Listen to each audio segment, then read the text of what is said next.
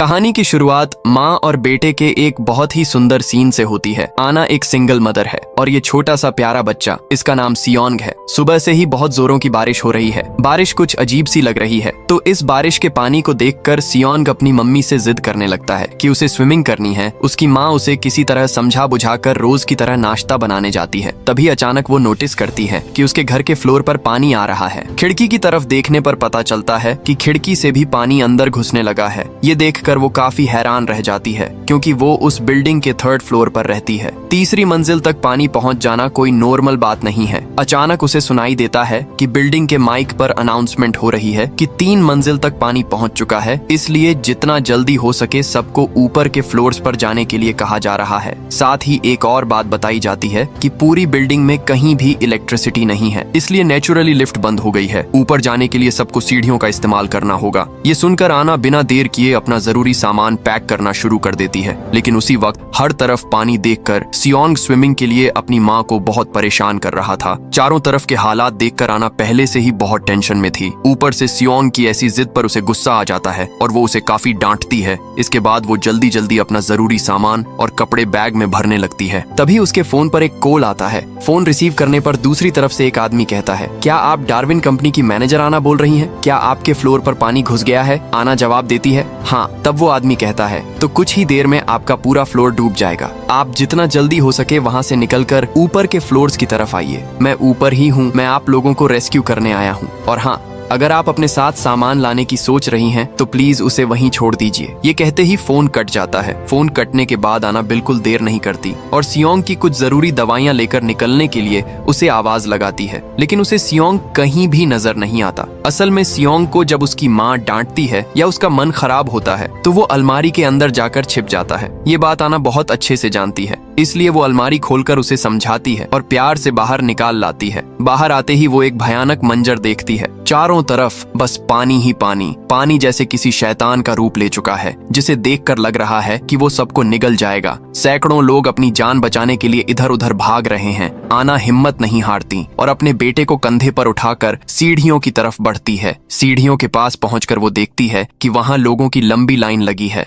अगर वो लाइन में खड़ी होकर ऊपर जाने का इंतजार करती तो कुछ ही देर में पानी उन्हें बहा ले जाता, इसलिए अब उसे कोई दूसरा रास्ता ढूंढना था। अचानक उसे याद आता है कि बिल्डिंग में एक और एग्जिट सीढ़ी भी है, इसलिए वो बिना देर किए उस तरफ भागती है। दूसरी तरफ बहुत से लोग पानी की लहरों से लड़ नहीं पा रहे थे और उसमें डूब रहे थे। ऐसे हालात देखकर किसी का भी डर जाना लाजमी है और सियोंग तो अभी बस एक बच्चा है, इसलिए उसकी माँ उसे हिम्मत देने के लिए अलग अलग कहानियां सुनाने लगती। यहाँ तक कि उसका माइंड डाइवर्ट करने के लिए वे दोनों मिलकर सियोंग का पसंदीदा गाना गाते हुए ऊपर चढ़ते हैं। सच में इसी को माँ का प्यार कहते हैं। खुद अंदर से टूट कर भी बच्चे के लिए चेहरे पर मुस्कान रख सकती है। वे उस सीढ़ी से काफी फ्लोर्स ऊपर आ जाते हैं, लेकिन तभी आना देखती है कि आगे की सीढ़ियों पर बहुत सारा पुराना सामान रखा होने की वजह से रास्ता पूरी तरह ब्लॉक है। उन चीजों को हटाकर ऊपर जाने में बहुत वक्त लगेगा और मेन सीढ़ी से इस वक्त जाना मुमकिन नहीं है। इधर पानी धीरे धीरे ऊपर चढ़ता आ रहा है। जैसे तैसे आना उस सीढ़ी से सियोंग को लेकर ऊपर के फ्लोर पर पहुंचती है। ऊपर पहुंचते ही अचानक उसे सुनाई देता है कि किसी दूसरे फ्लोर से कोई उसका नाम पुकार रहा है। वो उस आवाज का जवाब देने के लिए जैसे ही पीछे मुड़ती है, देखती है कि सियोंग वहां नहीं है। आना बिल्कुल पागलों जैसी हो जाती है। एक तरफ इतना सारा पानी और दूसरी तरफ सैकड़ों लोगों की भीड़। आना को कुछ समझ नहीं आता कि वो क्या करें और अपने बेटे को कहाँ ढूंढे।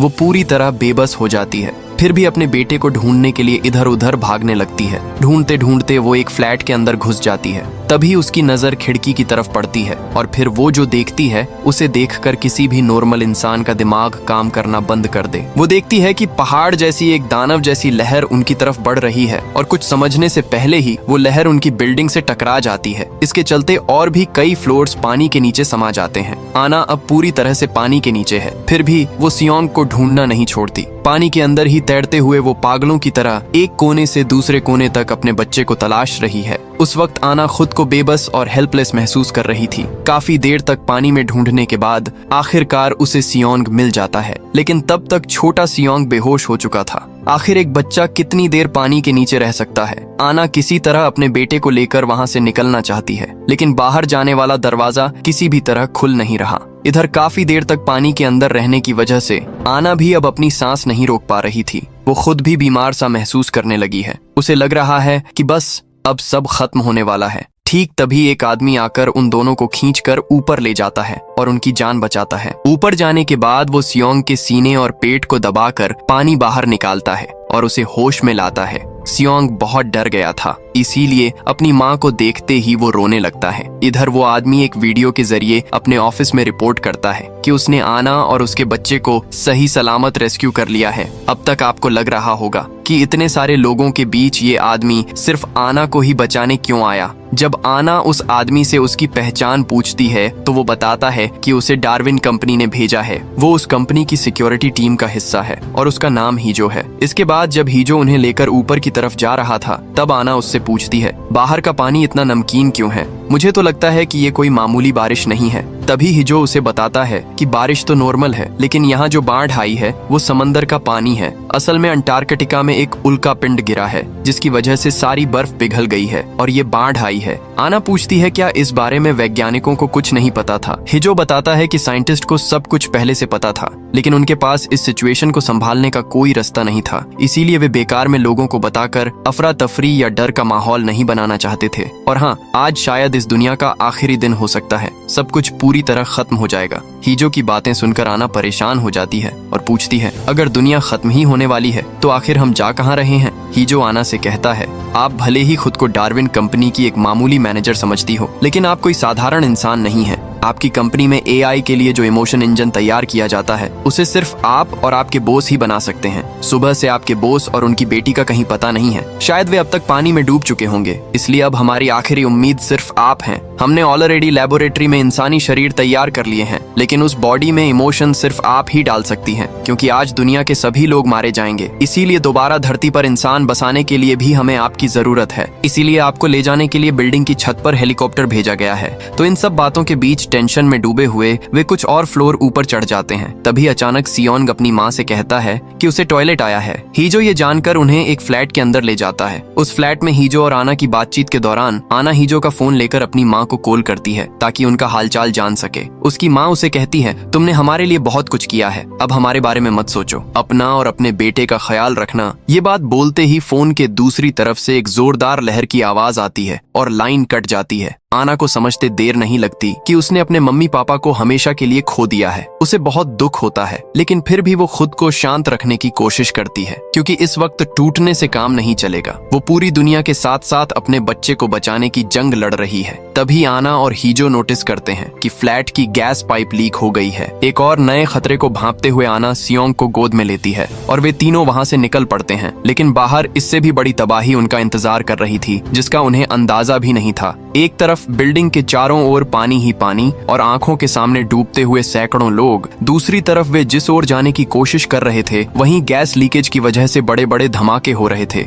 ये नजारा किसी कयामत से कम नहीं था। कोई और रास्ता न देखकर हीजो सीढ़ियों से ऊपर जाने की उम्मीद छोड़ देता है और बालकनी के सहारे ऊपर चढ़ जाता है। ऊपर पहुंचकर हीजो आना से कहता है, आप अपने बेटे को मुझे पकड़ा दीजिए। आना अपने बच्चे की जान बचाने के लिए उसे हीजो की तरफ बढ़ाने की कोशिश करती है, लेकिन डरा हुआ छोटा सियोंग अपनी माँ को छोड़कर किसी और के पास जाने को तैयार नहीं था। काफी मशक्कत के बाद वो सियोंग को हीजो तक पहुंचा तो देती है, पर खुद को संभाल नहीं पाती। उसका पैर फिसलता है और वो सीधे नीचे गहरे पानी में जा गिरती है। लेकिन इस बार भी वो हार नहीं मानती। किसी तरह तैर कर वो फिर से एक फ्लोर पर पहुंच जाती है। जब वो उस फ्लोर से ऊपर जाने की कोशिश कर रही थी, तभी उसे लिफ्ट के अंदर से एक बच्चे के रोने की आवाज आती है। वो लिफ्ट के पास जाती है तो देखती है कि लिफ्ट बंद पड़ी है। इसी बीच उसकी नजर दो आदमियों पर पड़ती है जो इस मुसीबत का फायदा उठाकर अपार्टमेंट्स में चोरियां कर रहे हैं। क्या अजीब हालत है, जहां लोग जिंदगी और मौत के बीच लड़ रहे हैं। खैर, आना लिफ्ट में फंसे बच्चे को बचाने की बहुत कोशिश करती है, लेकिन तभी एक और तेज लहर आकर उसकी सारी कोशिशों पर पानी फेर देती है। ऐसे हालात में अचानक उसकी आंखों के सामने उस काली रात की यादें ताजा हो जाती हैं, जब वो सियोंग और उसका पति कार एक्सीडेंट की वजह से पानी में डूब गए थे। उस दिन वो सियोंग को तो बचा पाई थी, पर अपनी आंखों के सामने अपने पति को खत्म होते देखा था। कैसी किस्मत है, उस रात भी पानी था और आज भी वो पानी के नीचे है। और सियोंग खतरे में अपने बच्चे के बारे में सोचकर वो फिर से ऊपर के फ्लोर्स की तरफ चढ़ना शुरू कर देती है। इस तरह वो 18वें फ्लोर तक पहुंच जाती है, लेकिन उसे जाना है बिल्डिंग के 30वें फ्लोर पर। तभी हिजो उसके सामने आता है और बताता है कि सियोंग बहुत बीमार हो गया है। ये सुनकर आना पागलों की तरह अपने बेटे की तरफ भागती है। असल में सियोंग का शुगर लेवल गिर गया है। आना को कुछ समझ नहीं आ रहा कि वो क्या करे। उसका दिमाग काम करना बंद कर देता है क्योंकि खुद को और बच्चे को बचाने के चक्कर में वो काफी पहले ही पानी के नीचे सियोंग की दवाइयां खो चुकी है। आना सियोंग को लेकर भागने लगती है। तभी हिजो पीछे से कहता है, आप इतनी पागल क्यों हो रही हैं? सियोंग को लेकर इतनी चिंता करने की क्या जरूरत है? आप तो जब चाहें सियोंग की एक कॉपी बना सकती हैं। उसके सारे इमोशंस आपके पास हैं। उसके पूरे ब्रेन का बैकअप भी आपके पास है। अब खामखा इसके पीछे वक्त बर्बाद करने से हमें कोई फायदा नहीं है। एक तरफ बच्चे की ये हालत और दूसरी तरफ हिजो की ऐसी अजीब बातें सुनकर आना को बहुत गुस्सा आता है। वो भागते हुए अपने बेटे को लेकर एक फ्लैट में जाती है। जैसे तैसे कुछ चीजों को मिलाकर एक दवाई तैयार करती है और सियोंग को पिलाती है, जिससे थोड़ी देर में सियोंग की हालत सुधरने लगती है। मूवी के इस सीन में हम देखते हैं कि जब आना सियोंग के कपड़े साफ कर रही होती है तो उसे अचानक बाहर धूप चमकती हुई दिखती है।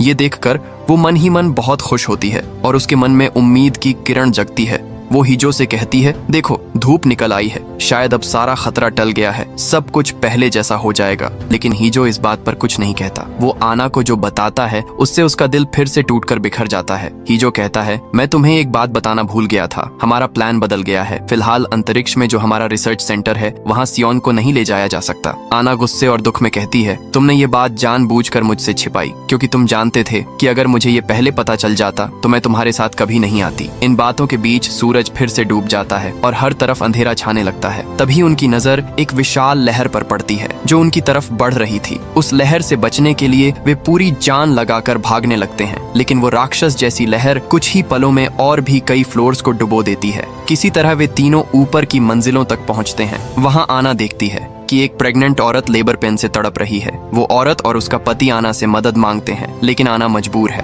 वो इस वक्त किसी भी तरह उनकी मदद नहीं कर सकती। जब वो सियोंग को लेकर ऊपर जा रही थी तब सियोंग पूछता है, मम्मी उस आंटी को क्या हुआ है? वो ऐसे क्यों रो रही हैं? छोटे से सियोंग के इस सवाल पर उसकी माँ कहती है, वो आंटी माँ बनने वाली हैं, इसलिए उन्हें दर्द हो रहा है। तब सियोंग पूछता है, मम्मी जब मैं हुआ था तब क्या आपको भी ऐसा ही दर्द हुआ था? बच्चे का ये मासूम सवाल आना के सीने में तीर की तरह चुभता है। उसे बहुत दुख होता है और वो हिजो के पास जाकर फूट फूट कर रोने लगती है। वो गिड़गिड़ाते हुए उससे विनती करती है, प्लीज मैं तुम्हारे पैर पड़ती हूँ, मेरे बच्चे को मेरे साथ ले चलो, मैं तुम्हारे हर काम में मदद करूंगी, बस उसे मेरे साथ रहने दो। इतना छोटा बच्चा मेरे बिना कैसे रहेगा? मैं उसके बिना नहीं जी पाऊंगी। ये सुनकर हिजो कहता है, मैं कुछ नहीं कर सकता, मुझे जो ऑर्डर मिला है मुझे वही करना होगा। ये कहकर वो छत पर चला जाता है जहाँ वो देखता है कि रेस्क्यू टीम पहले से ही पहुंच चुकी है। वहाँ जाकर आना को पता चलता है कि उसे जहाँ ले जाने की बात कही गई थी वो पूरी तरह झूठ था। रेस्क्यू टीम के लोग आना से सियोंग को छीन लेते हैं। आना बहुत मिन्नतें करती है, गिड़गिड़ाती है, पर कोई फायदा नहीं होता। इसके बाद अचानक रेस्क्यू टीम के 2 लोग हिजो को गोली मार देते हैं और तब टीम का लीडर एक अजीब सी बात कहता है। वो कहता है कि आना के अलावा यहाँ मौजूद हर इंसान मारा जाएगा। आना अब समझ जाती है कि अब उसके हाथ में कुछ नहीं है, इसीलिए वो आखिरी बार सियोंग को गले लगाकर प्यार करती है।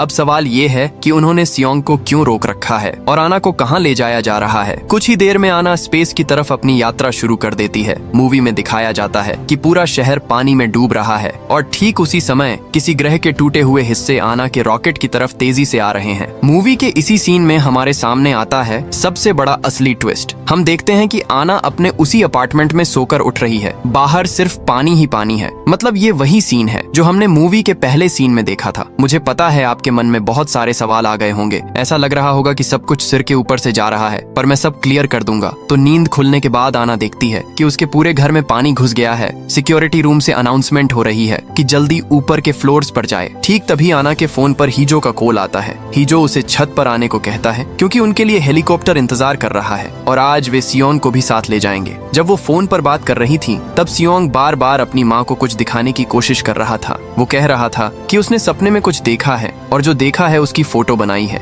लेकिन इतनी जल्दबाजी में आना उस पर ध्यान नहीं देती। वो फटाफट बाहर निकलने की तैयारी करती है। पिछले बार की तरह आज भी सियोंग बाहर निकलने से पहले अलमारी में छिप गया था। उसकी माँ उसे ढूंढ निकालती है और कहती है कि वो अब से अपनी माँ की सारी बात माने और अगर कोई उसे अपने साथ ले जाना चाहे तो वो ना जाए। लेकिन तभी सियोंग अपनी माँ से एक अजीब सवाल करता है। वो पूछता है, मम्मी काफी दिनों से मेरी उम्र 6 साल ही क्यों है? मेरी उम्र बढ़ क्यों नहीं रही? हर रोज मेरी उम्र 6 साल ही क्यों रहती है? आना को इन बातों का कोई सिर पैर समझ नहीं आता, इसलिए वो बिना देर किए सियोंग को कंधे पर उठाकर छत की तरफ ले जाने लगती है। लेकिन पिछली बार बार जब हीजो ने आना को आवाज दी थी तब उसने जवाब दिया था, पर इस बार वो हीजो की पुकार पर कोई रिस्पॉन्स नहीं देती। वो हीजो को इग्नोर करके सियोंग को लेकर भागने लगती है, लेकिन तभी एक विशाल लहर सबको बहा ले जाती है। लहर की चपेट में आकर बहुत से लोग मारे जाते हैं और कई बह जाते हैं। आना और सियोंग पानी में डूब तो जाते हैं, पर किसी तरह फिर से ऊपर आ जाते हैं, लेकिन ऊपर आकर वो सियोंग को खो देती है। सियोंग को ना पाकर आना उसे पागलों की तरह ढूंढने लगती है। उसे लगता है कि शायद सियोंग पानी में गिर गया है,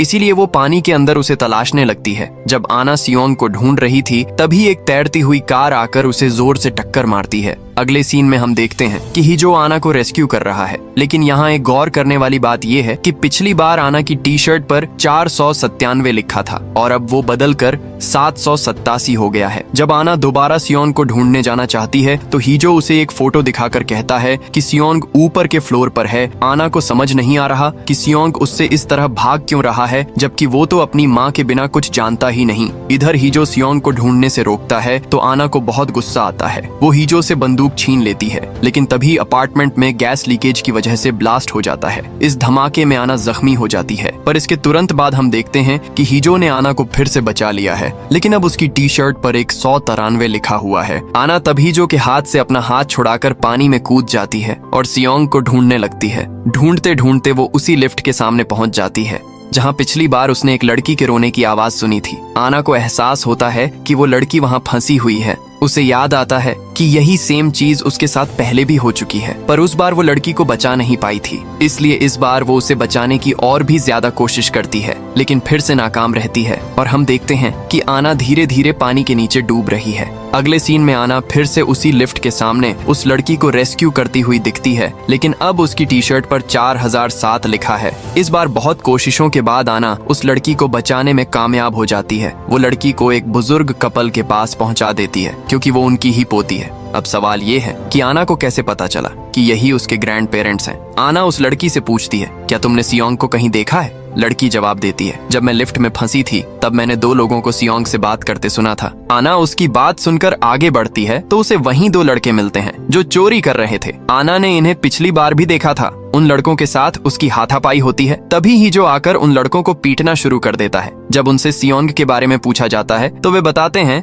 कि उन्होंने सियोंग को देखा जरूर था, पर उसे मारा नहीं। हीजो गुस्से में आकर उन्हें पानी में फेंक देता है। इसके बाद आना जब फिर से सियोंग को ढूंढने के लिए आगे बढ़ने लगती है तो हीजो उसे रोककर कहता है कि कुछ ही देर में रेस्क्यू टीम यहाँ आ जाएगी और वे ही सियोंग को ढूंढ निकालेंगे, लेकिन आना उससे रिक्वेस्ट करती है कि रेस्क्यू टीम के आने से पहले वे खुद सियोंग को ढूंढे। आना के बात करने के अंदाज से हीजो को कुछ शक होता है, क्योंकि आना उससे ऐसे बात कर रही है जैसे उसे बहुत पहले से जानती हो। अगले सीन में दिखाया जाता है कि आना एक दीवार पर पेंट से कुछ ड्रॉ कर रही है, पर इस बार भी नोटिस करने वाली बात यह है कि उसकी टी शर्ट पर 7793 लिखा है। अब आना ऊपर के फ्लोर पर जाती है तो देखती है कि उस प्रेग्नेंट महिला ने बच्चे को जन्म दे दिया है। ये देखकर आना अपना कोट उतारकर उस महिला को दे देती है। वहाँ से जाते वक्त आना सुनती है कि वो महिला अपने पति से कह रही है कि उसने सपने में देखा था कि पूरा शहर सुनामी में बह गया है, लेकिन वे बच गए हैं। ये सुनकर आना को याद आता है कि सुबह सोकर उठने के बाद सियोंग ने भी उससे कहा था कि उसने सपने में कुछ देखा है और उसने उसे अपने टैब पर ड्रॉ करके आना के फोन पर भेज दिया था। आना जैसे ही अपना मोबाइल चेक करती है वो तस्वीरें देखकर हैरान रह जाती है। यहाँ हमें पता चलता है कि पहली बार जब सियोंग बेहोश हो रहा था तब उसने आखिरी जो मंजर देखा था उसे ड्रॉ करके अपनी माँ के फोन पर भेजा था। और सबसे हैरान करने वाली बात ये थी कि उसने वही सेम फोटो एक बार नहीं बल्कि हजारों बार भेजी थी। कहानी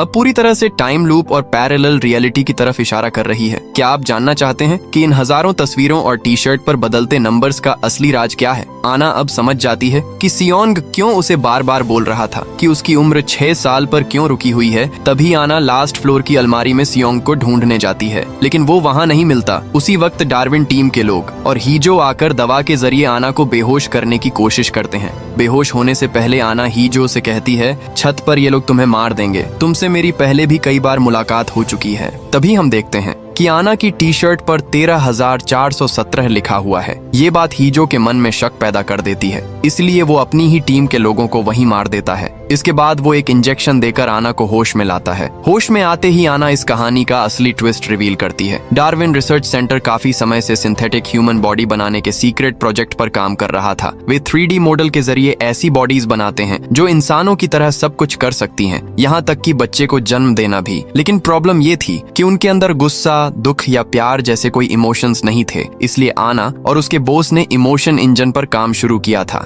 इसके लिए दो चीजों की जरूरत थी, एक टेस्ट सब्जेक्ट और दूसरा टेस्ट सैंपल, क्योंकि एक इंसान का दूसरे इंसान के प्रति प्यार और जिम्मेदारी से ही इमोशन पैदा होता है। इसलिए उन्होंने दो आर्टिफिशियल बॉडीज बनाई। उन दोनों में से एक सियोंग है। इसका मतलब है कि सियोंग कोई इंसान नहीं बल्कि एक सिंथेटिक ह्यूमन बॉडी है और आना उसकी बायोलॉजिकल मां नहीं है। इसीलिए उस दिन जब सियोंग ने प्रेग्नेंट औरत को देखकर आना से पूछा था कि क्या उसे जन्म देते वक्त आना को भी इतना ही दर्द हुआ था, तब आना उस सवाल का कोई जवाब नहीं दे पाई, क्योंकि उसने सच में सियोंग को जन्म नहीं दिया था। शुरुआत में आना सियोंग की ज्यादा परवाह नहीं करती थी, यहाँ तक कि अपने पति की मौत के बाद वो सियोंग पर टेस्ट पूरा किए बिना ही उसे डार्विन सेंटर वापस करना चाहती थी, क्योंकि सियोंग को बचाने के चक्कर में ही उसने अपने पति को हमेशा के लिए खो दिया था। उनका काम बस एक तय समय तक इन टेस्ट्स के जरिए डाटा कलेक्ट करना था और फिर उसे रिसर्च सेंटर भेजना था। उनका प्लान था कि इसी डाटा से वे इमोशन इंजन को प्रमोट करेंगे और बाद में उस एआई इमोशन को सिंथेटिक बॉडीज में इस्तेमाल करेंगे। लेकिन पूरा काम खत्म होने से पहले ही उन्हें पता चला कि अंटार्कटिका में एक विशाल एस्टेरॉइड टकराने वाला है। इसकी वजह से पूरी दुनिया में एक महासुनामी आएगी जो मानव जाति का नामो निशान मिटा देगी। समय कम होने की वजह से डार्विन लैब से सियोंग का डाटा कलेक्ट करने के लिए लोग भेजे जाते हैं और रिसर्च के लिए आना को भी उनके साथ जाना पड़ता है। लेकिन जाने के वक्त जब उनका स्पेस शिप एस्टेरॉइड के टुकड़े से टकराकर तबाह हो जाता है तो आना बुरी तरह जख्मी हो जाती है। मौत को करीब देखकर आना एक बड़ा फैसला लेती है, क्योंकि टेस्ट सैंपल तो मिल चुका था लेकिन टेस्ट सब्जेक्ट नहीं मिला था। इसलिए वो खुद एक माँ के तौर पर इस एक्सपेरिमेंट का टेस्ट सब्जेक्ट बनने के लिए तैयार हो जाती है। इस फैसले के बाद उसकी मेमोरी को एआई सिस्टम में ट्रांसफर कर दिया जाता है। फिर सियोंग को उसे छिपा दिया जाता है। पूरा सेटअप इस तरह किया जाता है जहाँ आना का काम होगा हर खतरे और रुकावट को पार करके सियोंग को ढूंढ निकालना। जिस दिन वो सियोंग को ढूंढ लेगी उसी दिन इमोशन इंजन का काम पूरा होगा और जब तक वो उसे नहीं ढूंढ पाती ये सिस्टम बार बार रिफ्रेश या रिस्टार्ट होता रहेगा। मतलब कहानी हर बार उसी सुनामी वाले दिन से फिर से शुरू होगी। इसीलिए हमने इस मूवी में सुनामी वाले दिन को बार बार रिपीट होते देखा है और ये कितनी बार रिपीट हो रहा है ये जानने के लिए आना की टी शर्ट का नंबर बार बार बदलता रहता है, क्योंकि वो एक बार भी सियोंग को नहीं ढूंढ पाई थी। लेकिन वो सियोंग को क्यों नहीं ढूंढ पा रही थी, इसके पीछे एक बहुत बड़ा राज था। खैर ये सब जानने के बाद ही जो डिसाइड करता है कि वो आना की हेल्प करेगा, लेकिन वे जितनी बार भी कोशिश करते हैं उतनी बार उनका सामना सिक्योरिटी टीम से होता है, क्योंकि पूरा सिस्टम ही इसी तरह डिजाइन किया गया है। हजारों बार की कोशिशों के बाद वे दोनों प्लान बनाते हैं कि सिक्योरिटी टीम से लड़ने के बजाय वे उल्टे रास्ते से छत पर जाएंगे। काफी मशक्कत के बाद आना अकेले 30वीं मंजिल की छत पर पहुंचने में कामयाब हो जाती है। वहां उसे एक पुरानी अलमारी दिखती है और इसी अलमारी के अंदर सियोंग अपनी माँ का इंतजार कर रहा था। आना अपनी गलती मानती है और पिछली बार सियोंग को छोड़कर जाने के लिए माफी मांगती है, लेकिन सियोंग उसे बताता है कि आना ने उसे कभी छोड़ा ही नहीं था। दरअसल हेलीकॉप्टर पर चढ़ते वक्त आना ने उसके कान में कहा था कि वो इस अलमारी में छिपकर उसका इंतजार करें। इसीलिए सिस्टम जितनी बार रिस्टार्ट हुआ सियोंग हर बार यहीं आकर छिप जाता था। तभी वहाँ सिक्योरिटी टीम पहुँच जाती है और दूसरी तरफ से एक बहुत बड़ी लहर उनकी ओर बढ़ती दिखती है। आना सियोंग को पानी में कूदने के लिए कहती है और खुद टीम के लोगों से लड़ने लगती है। काफी देर लड़ने के बाद वो भी पानी में छलांग लगा देती। हम देखते हैं कि पानी के अंदर एक माँ अपनी पूरी जान लगा रही है ताकि वो अपने बच्चे को बचा सके। सच में माँ का एहसास ही कुछ अलग होता है, फिर चाहे वो सिंथेटिक बॉडी हो या हार्ट मांस का शरीर। सियोंग ने अपनी जिंदगी में पहला शब्द माँ ही बोला था। अचानक एक लहर उनसे टकराती है, लेकिन माँ और बेटा मरते नहीं हैं, बल्कि एआई इमोशन इंजन कंप्लीट हो जाता है। इसके बाद सुनामी रुक जाती है और यहीं पर ये कहानी खत्म हो जाती है। दोस्तों आपको वीडियो पसंद आई हो तो लाइक और कमेंट करके जरूर बताना। मिलते हैं आपसे अगली वीडियो में।